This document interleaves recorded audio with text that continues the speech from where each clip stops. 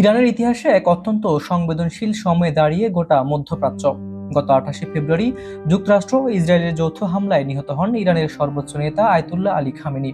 দীর্ঘ 5 দিন ব্যাপী তার রাষ্ট্রীয় দাফন প্রক্রিয়া আজ 4 জুলাই থেকে শুরু হচ্ছে তেহরানে। কিন্তু এই শোকের আয়োজনের আড়ালে দানা বেঁধেছে যুদ্ধের তীব্র আশঙ্কা। শত্রু দেশগুলো এই শোকের অনুষ্ঠানে কোনো নাশকতা ঘটাতে পারে কিনা তা নিয়ে এখন বড় প্রশ্ন। তেহরান থেকে ধর্মীয় শহর কুম হয়ে 9 জুলাই মাসাদে খামেনির দাফন সম্পন্ন হবে। এই দীর্ঘ সময়ে 1 কোটিরও বেশি মানুষ সমবেত হবেন বলে ধারণা করা হচ্ছে। এই নিরাপত্তা ঝুঁকি মাথায় রেখে ইরান অত্যন্ত কঠোর বার্তা দিয়েছে। দেশটির সামরিক বাহিনীর কেন্দ্রীয় কমান্ডার আলী আবদুল্লাহি স্পষ্ট জানিয়েছেন, ইরানের বিরুদ্ধে কোনো ধরনের ভুল সিদ্ধান্ত বা সামরিক পদক্ষেপ নেওয়া হলে তার জবাব হবে দ্রুত ও অত্যন্ত কঠোর। মূলত ইসরায়েলের প্রতিরক্ষা মন্ত্রী ইসরায়েল কার্জের একটি উস্কানিমূলক বক্তব্যের পরিপ্রেক্ষিতে এই উত্তেজনা তৈরি হয়েছে।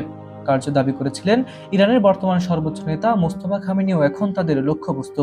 এই হুমকির কড়া জবাব দিয়ে ইরানের পররাষ্ট্রমন্ত্রী আব্বাস আরাঘচি জানিয়েছেন, তেহরান যে কোনো আগ্রাসনের বিরুদ্ধে তাৎক্ষণিক ও শক্তিশালী প্রতিক্রিয়া দেখাতে প্রস্তুত হয়েছে।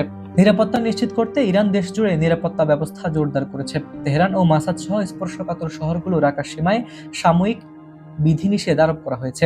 ইরানের পার্লামেন্টারি স্পিকার মোহাম্মদ বাখের গালিবাফ দেশবাসীকে আহ্বান জানিয়েছেন বিপুল সংখ্যার জানাজায় অংশ নিয়ে সংহতি প্রদর্শনের। তার কথায়, এটি কেবল শোক নয়, বরং প্রতিশোধের অদম্য কণ্ঠস্বর প্রকাশের সুযোগ মাত্র। এই শোকের অনুষ্ঠানে আন্তর্জাতিক সম্প্রদায়ের মনোযোগও রয়েছে। ভারত ও চীন থেকে উচ্চ পর্যায়ের প্রতিনিধিরা আসছেন।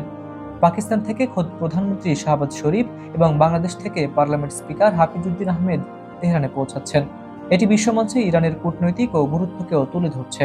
চারদিকে শোকের কালো ছায়া, কিন্তু তার নিচেই চাপা পড়ে আছে এক প্রবল আগ্নেয়গিরি। ইরান কি এই দাফন অনুষ্ঠানের পর কোনো পাল্টা পদক্ষেপ নেবে, নাকি শত্রুপক্ষ নতুন কোনো আগ্রাসন চালাবে? ইতিহাসের এই সন্ধিক্ষণে পুরো বিশ্ব এখন তেহরানের পরিস্থিতির দিকে তাকিয়ে আছে।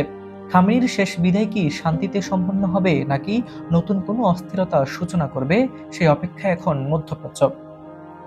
হাবিবুর রহমান নিশান, খবর সংযোগ।